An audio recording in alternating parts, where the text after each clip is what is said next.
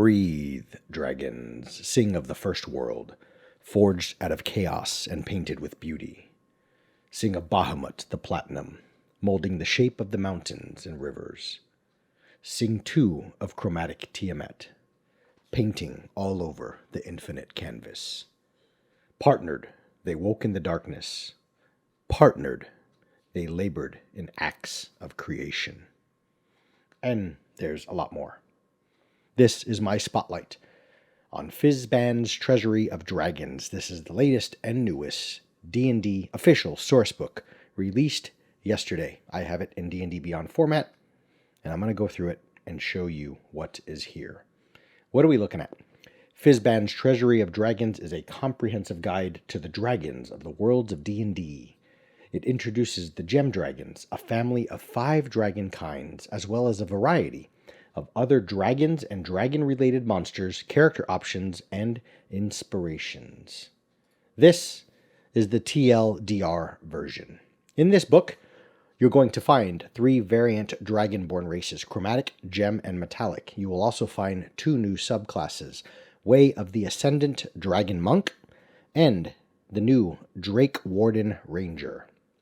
You will also find a chart that enables you to tie in dragons, tied together I should say, dragons with your PC, regardless of what sort of PC you're playing, just sort of inspiring story stuff that helps you link to one of the dragons of your DM's storyline. There are 3 new feats in this book, 7 new spells, 13 new magic items, 4 new Hoard magic items, which is a very interesting thing. Hoard magic items are just that, magic items, but they are quite powerful in that the longer these items have sat inside of a dragon's hoard, they reach sort of different states, like a sleeping state, an awakened state, and the item becomes increasingly more powerful. But if you were to take that magic item from the dragon's hoard, remove it, as a player might, looting it from the dragon's hoard, over time, every 30 days, it loses power and goes down to a lesser state. It's a very interesting thing. There are also 8 Draconic Gifts, which are in a way similar to what you would find with like Banes and Boons that are found in, I think it's the DMG, but these Draconic Gifts are things that might be bestowed upon you if there is some sort of high entity, high power, almost like a dragon god that your character worships, and that god was to die or to fall. These gifts might be bestowed upon all of that dragon's followers. Perhaps you are the dragon slayer yourself, and when you kill this dragon, you are given a gift. So, very interesting. There is an entire chapter called Dragons in Play. I'll read briefly what is in that chapter. Role-Playing Dragons presents tips and tricks for building a dragon character as complex and distinctive as any other villain, ally, or mysterious figure in your campaign. In this section, you will get tables to help you craft dragon personalities, as well as discussions of dragon aging, reproduction, and death, a dragon's relationship to undeath and religion, and draconic shape-shifting and organizations. Also in that Dragons in Play chapter, you will find a section on followers, which explores the relationships between dragons and the various creatures that might serve their interests. You will also find Dragon Encounters, which offers suggestions for building encounters that feature dragons, whether you want such an encounter to be the climax of an adventure or an obstacle in a larger narrative. You will find Dragon Adventures, which looks at the different roles a dragon can play in an adventure story. And finally, in the chapter titled Dragons in Play, which has a lot, you will find Dragon Campaigns, which talks about building worlds and campaign story arcs that puts dragons at the forefront of history, and at the center of the characters' lives and adventuring ambitions. There is another chapter called Lairs and Hoards, where within you will find a section on dragons' layers, which discusses how the magic that suffuses dragons spills out into the world, around the locations these creatures call home. This section includes suggestions for the kinds of locales where dragons like to build their lairs, as well as additional regional effects that might manifest around a lair. Additional lair actions round out this section. There is a section called Dragon Hoards, which explores the relationship between the size of a dragon's hoard and the dragon's magical might. This section discusses dragons' practice of dividing their hoards into multiple caches that extend their magical reach, and the items that can link those caches together. It also explores the magical quirks, including hauntings and curses, that can arise as enormous amounts of magical power are pooled in one place. And finally, within the chapter titled Lairs and Hoards, you have a section called What's in a Hoard, which provides tables to determine the contents of a dragon's hoard, expanding on the treasure tables in the DMG. Finally, rounding out the book is an entire section known as the Draconomicon. This section in and of itself is exhaustive and I believe is worth the price of purchase. It is listed as an index alphabetically. What do you find within the Draconomicon? It offers the following. How do the mindsets of red dragons and gold dragons differ? Where do they prefer to build their lairs, and what allies do they favor? Those sorts of questions and more are explored in thorough detail in the Draconomicon. And finally, at the very end of the book, you have the Bestiary. There are new gem dragons, sort of a new family. Where you had previously in the monster manual chromatic and metallic, you now have gem dragons. In the Bestiary, you will get full stat blocks and, of course, really cool artwork to introduce you to those new gem dragons. And then there are many, many new Bestiary sort of creatures that link to dragons, dragon kinds and dragon kin, and various things that poke and prod at the dragons you might use in your world. So you're going to get a bunch of new creatures as well. That is the TLDR version in the overview. But let's jump into this. Up first, Elegy for the First World. It is an introduction section that sets the scene for what's to come in the rest of the book. It introduces the myth of the First World, created by Bahamut and Tiamat. And then it discusses the role that dragons play in the myths of many material plane worlds as a reflection of that primordial story. It begins to explore the connections that link dragons on different worlds, which is elaborated on throughout the rest of the book. That's the introduction section. And as I scroll down, you'll see there's a lot there, right? A lot of flavor. Then you have Chapter 1, which is where we get the new Dragonborn races and the new subclasses, the feats, role-playing suggestions, and so on. Chapter 2 discusses magic, which has some new magic spells, magic items, and so on. Chapter 3 gives you tips and advice to help dungeon masters build encounters and incorporate dragons into their story and their world. Chapter 4 talks about dragons, lairs, and hoards. Chapter 5 gives you an extensive resource related to each of 20 different draconic creatures. That is the Draconomicon. It is an extensive resource. We'll look into that. And Chapter 6 finally gives us new stat blocks, which self-explanatory, right? Let's get into this stuff. Okay. Chapter 1, Draconic Races. The Dragonborn are in the player's handbook. It is the most direct way to reflect a character with dragons somewhere far back in their ancestry. But for players who want to try a more nuanced approach, this section offers 3 variant Dragonborn race options. It mentions when you create your character, regardless of how you determine your stats, whether it's like a standard array or whatever, 4d6 drop the lowest, it tells you that you will be putting kind of the trend that WotC's going with, which I'm not a big fan of. You will be putting your ability scores in +2 to one stat of your choice and +1 to another stat. So forget about what the Dragonborn said previously in the PHP. If I was to pull it off my shelf, very quickly, Dragonborn say, I think you get charisma, something like this. One moment. Wait. There it is. If you go by the PHP and you choose a Dragonborn, your strength score increases by 2 and your charisma increases by 1. Now, again, the trend of what WotC's been doing, based on this official book, when you create a Dragonborn, you get +2 in a stat of your choice and +1 in another stat. Okay? Or you can increase 3 different scores by 1. That's the trend they've been going with. Now, you can choose the chromatic Dragonborn sort of variant subsection, where here's your racial traits. You are a humanoid, you're medium, walking speed 30 feet. Chromatic ancestry, you have a chromatic dragon ancestor. Gives you a breath weapon. None of that looks too different. You have resistance to the damage type associated with your chromatic ancestry. You have chromatic warding. Starting at 5th level, as an action, you can channel your draconic energy to protect yourself. For a minute, you become immune to the damage type associated with your ancestry. That's new as far as I know. And that's big. So there's one of them, chromatic ancestry. You can now choose gem Dragonborn. Humanoid, medium, 30 feet. You have a gem dragon ancestor. You have a breath weapon. Pretty self-explanatory. Increases as you level up. Draconic resistance. You have resistance to the damage type associated with your gem ancestry. And again, being that the gem dragon of family of dragons is new, their stat blocks and the details about them are in this book specifically. So when you ask what's an amethyst, crystal, emerald, sapphire, topaz, and so on. But the neat little table here shows you what damage type you're dealing with. By choosing gem, you also have an ability called Psionic Might. Now notice, these are not subclasses. This is part of your race. So when you choose a Dragonborn, to play a Dragonborn, not only do you get to change how you put your stats, you can choose one of these 3 subsections to kind of create a little more variety with your Dragonborn. You have an ability called Psionic Mind. You can send telepathic messages to any creature you can see within 30 feet. And Gem Flight. Starting at 5th level, you can use a bonus action to manifest spectral wings on your body, which lasts for a minute, giving you a flying speed equal to your walking speed. Once you use it, you can't do it again until you finish a long rest. And finally, you have Metallic. Humanoid, medium, 30 feet, metallic ancestry. We kind of get that. Breath weapon, draconic resistance associated with that. We know the metallics, right? Brass, bronze, gold, and so on. Enervating breath. Each creature in the cone must succeed... What cone?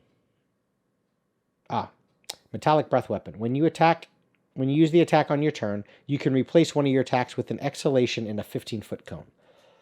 Excuse me. Another attribute of that is this enervating breath.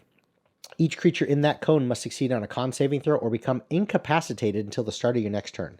That's huge. And repulsion breath. Each creature in the cone must succeed on a strength saving throw or be pushed 20 feet away from you. So now your breath weapon, Metallic, does a lot of stuff. So, there is your new Draconic Ancestry stuff. Subclass options. You have a Way of the Ascendant Dragon. You have Origin, kind of, flavor, inspiration points. What does it do? You can channel Draconic power to magnify your presence and imbue your unarmed strikes with the essence of a dragon's breath. Draconic Presence. You gain the following benefits. This is at 3rd level. If you fail a Charisma or Intimidation or Persuasion, you can use your reaction to reroll the check as you tap into the mighty presence of dragons. You have an ability called Draconic Strike. When you damage a target with an unarmed strike, you can change the damage type to acid, cold, fire, lightning, or poison. It doesn't say that's linked to like a choice you made earlier where you have to pick one. You get to pick which one of those. That's huge. Tongue of Dragons. You learn to speak, read, and write Draconic or one other language of your choice. You now have a breath weapon, essentially. You can replace one of your attacks with an exhalation of draconic energy, blah, blah, blah. At 11th level, the damage of this feature increases to 3 rolls of your martial arts die. You can use it a number of times equal to your proficiency bonus. You regain all after a long rest. When you have none available, you can spend 2 key points to use it again. Wings Unfurl. There's a cool picture. When you use your Step of the Wind, you can unfurl spectral draconic wings from your back that vanish at the end of your turn. While the wings exist, you have a flying speed. Okay, so when you use that feature, until the end of your turn, you basically can fly. Aspect of the Worm. The power of your draconic spirit now radiates from you, warding your allies or inspiring fear. As a bonus, you can create an aura of draconic power. Radiates 10 feet for a minute. For the duration, you gain one of the following: Frightful Presence or Resistance. Choose a damage type. You and your allies within the aura have resistance to that damage. I mean, yeah, this is level 11, but it's pretty damn good power. Finally, not your capstone, but your level 17 ability, highest level. When you use your Breath of the Dragon, you can spend 1 key point to augment its shape and power. It now becomes a 60-foot cone or a 90-foot line. And each creature in that area takes damage equal to 4 rolls of your martial arts die on a failed save, or half as much. You also now gain Blind Sight out to 10 feet. And Explosive Fury. You gain all of these because your Draconic Spirit has reached its peak. When you activate your Aspect of the Worm, Draconic Fury explodes from you. Choose any number of creatures you can see in your aura. Each must succeed on a dex saving throw against your key save DC, or they take 3d10 of a damage type of your choice. Kind of cool. The new Ranger Drake Warden. Your connection to the natural world takes the form of a draconic spirit, which can manifest in physical form as a drake. There's some flavor, a little chart that gives you how your guy became a Drake Warden, just some points that you can pull from. Draconic Gift, your bond with your Drake, the bond you share, creates a connection to Dragonkind. You learn the Thaumaturgy cantrip. You can speak, write, and write Draconic. As an action, you can magically summon the Drake that is bound to you. There's a full stat block. The bond you share with your Drake intensifies, protecting you and stoking the Drake's fury. When you summon your Drake, it grows wings and gains a flying speed. In addition, while your Drake is summoned, you and the Drake gain the following. The Drake grows to medium size. Reflecting your special bond, you can use the Drake as a mount if your size is medium or smaller. While you are riding your Drake, it can't use the flying speed. The Drake's bite attack deals an extra 1d6 damage of the chosen type. And you gain resistance to the damage type chosen from your Drake's Draconic Essence. At level 11, 10d6. Oh, that's at 15th level. You exhale. So it's not coming from your Drake, but you get Drake's breath. Perfected Bond. Your bond to your Drake reaches the pinnacle of its power. While your Drake is summoned, you and the Drake gain all of the following. This is your highest level ability. The Drake's bite attack deals an extra d6 damage of the chosen type. The Drake grows to large size. When you ride your Drake, it's no longer prohibited from using the flying speed. And reflexive resistance. When either you or the Drake takes damage while you're within 30 feet of each other, you can use your reaction to give yourself or the Drake resistance to that instance of damage. Pretty damn cool. Now, Heroes of the Dragon. Sorcerers whose magic comes from a draconic origin, rangers with a Drake companion, and a monk who learns the ways of a dragon master are not the only, so the new stuff that's talked about here. The Draconic Character Ties table provides all characters with ideas that you might draw on as inspiration for infusing your character with draconic flavor. And here you have a cool chart. And then as you get further into it, these are not specific to any new subclass, just these are new options available to all characters. You have, what, 6 new feats? 3 new feats, sorry. Gift of the Chromatic Dragon. The video is going to start running long, so I'll just leave it there. You can pause the video at your heart's content. Gift of the Gem and Gift of the Metallic.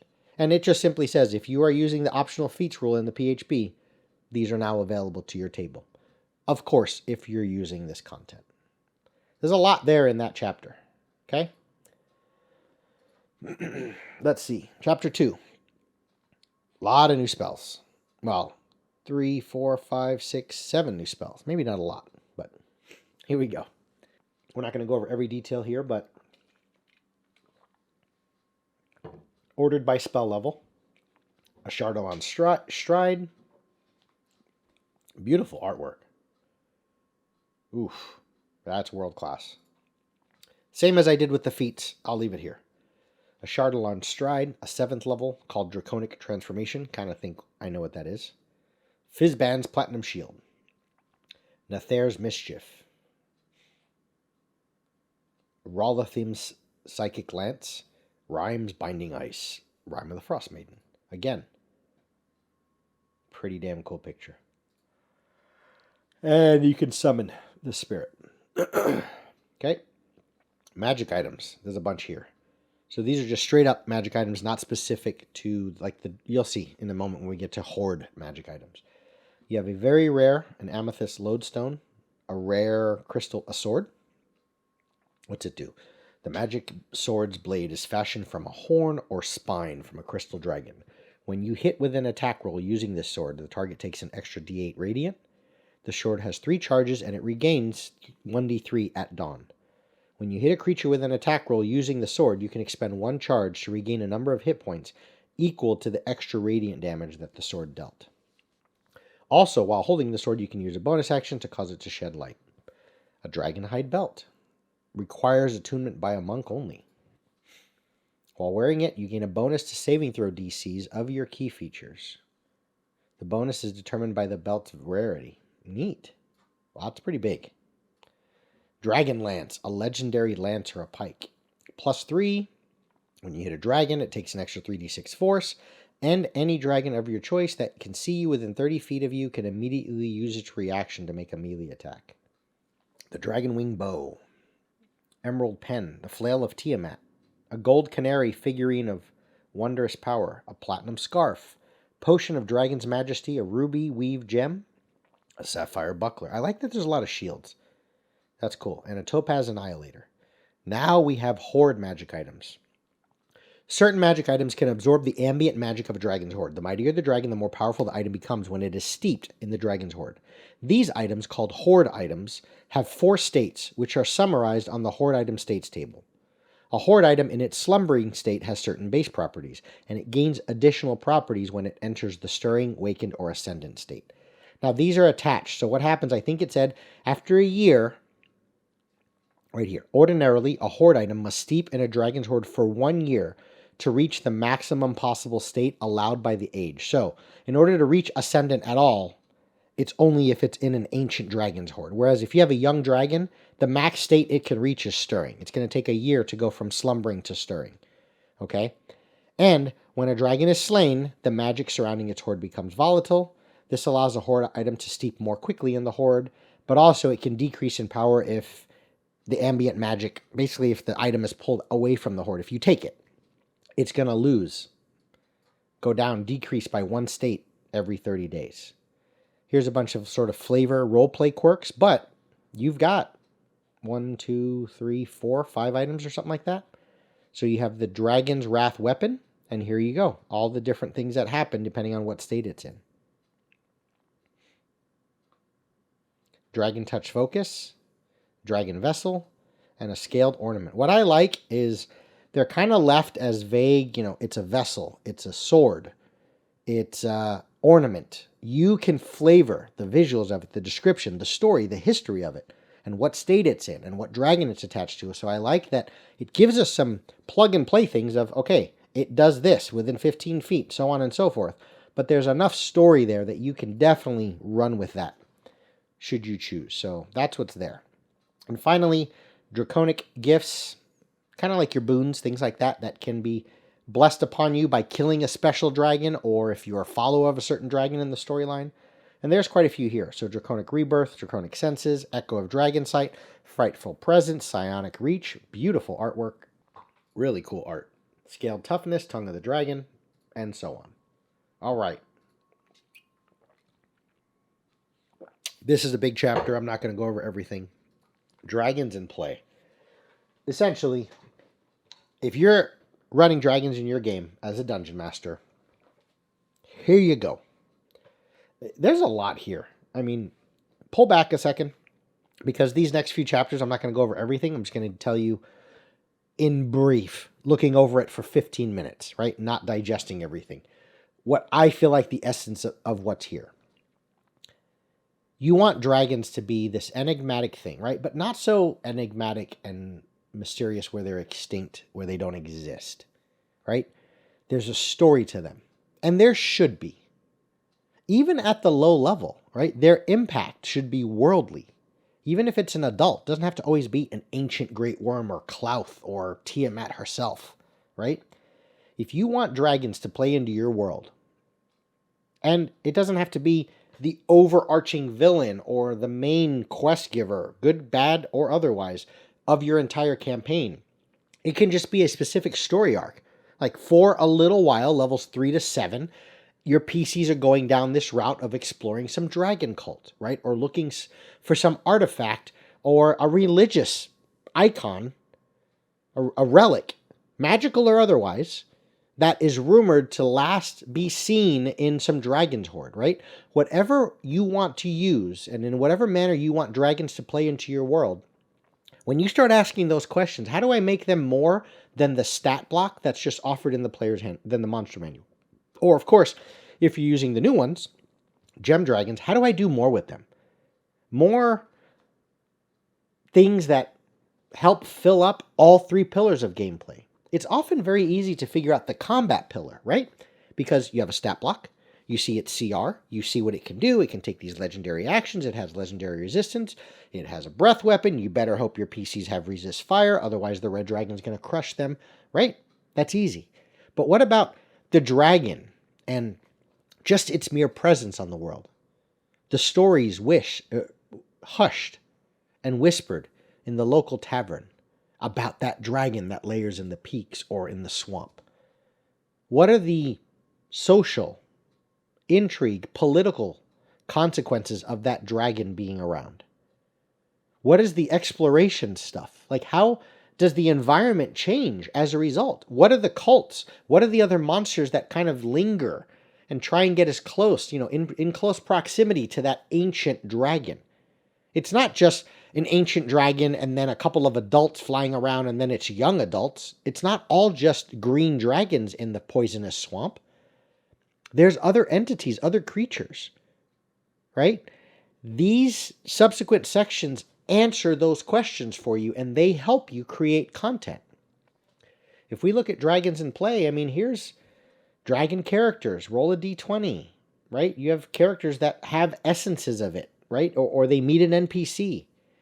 You just start creating layers upon layers that start making, it's almost like the way they took Barovia and the despair and just the people you meet, right? It's stuff that we can all immediately relate and link to because we've seen so many vampire movies, Bram Stoker's Dracula and Underworld and Twilight or whatever, right? We kind of know, okay, the innkeeper.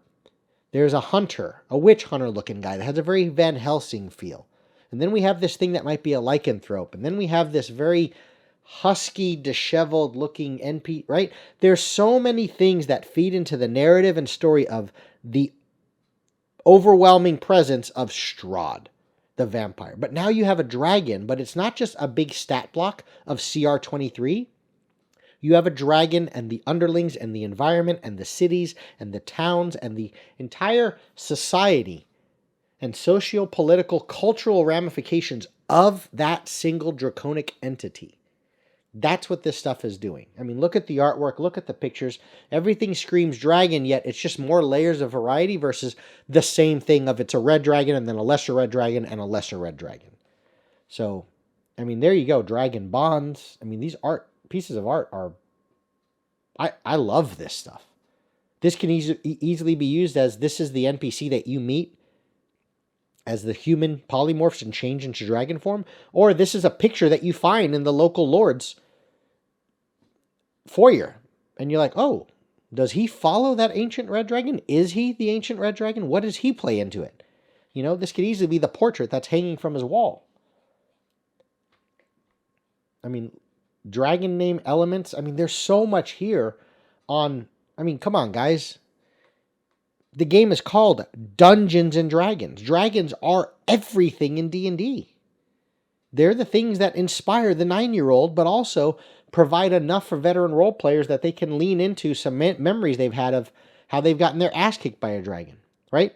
I love that it now gives us an approach of how to use them, perhaps at all ranges of gameplay, because you don't have to get to the big boss ancient dragon right away. But at level 1, 2, 3, all of these charts and tables are going to give you fuel and things you can use. I mean, we're going to just scroll.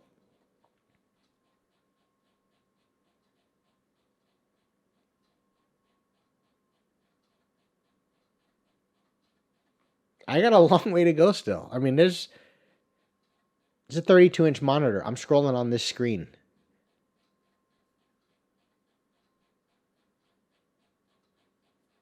You get it. Okay? There's a lot of content there. And then finally, you have Lairs and Hoards, which is just a lot of really good bits on doing something different than what's in the monster manual of, I want to give this dragon a different type of lair. I want them to lair in the bottom of a ruined castle. Even though it's a thing that's typically up in the ice-frozen peaks because he's a white dragon. No, this white dragon is in a ruined castle. What are some details that I might need to lean into besides it's just really freaking cold? That might help with that. It helps you create new spaces, but also regional effects. What happens with the area around it?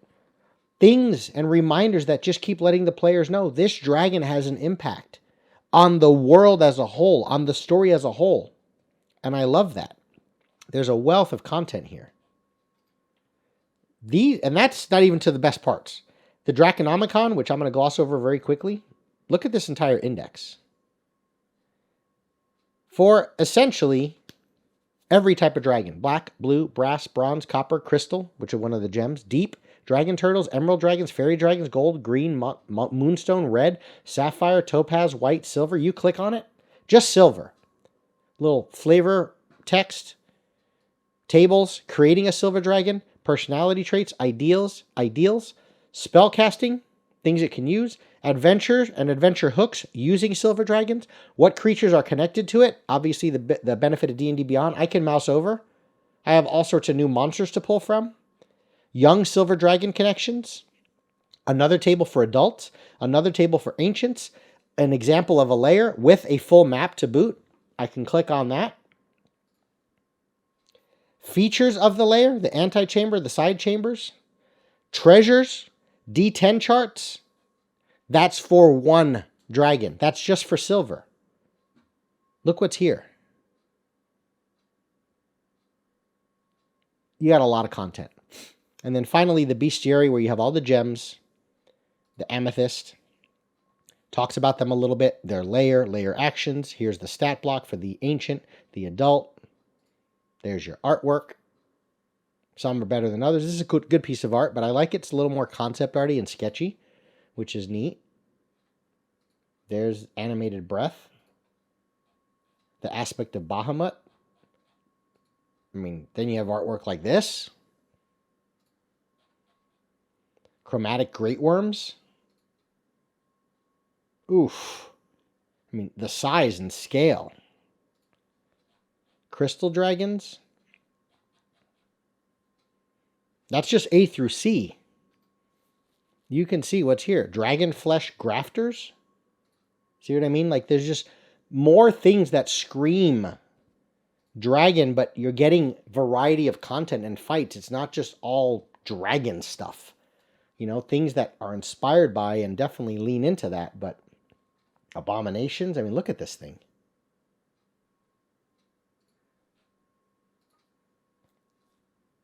Easily can be the NPCs in your local city, right? And then you find out more. So that's it.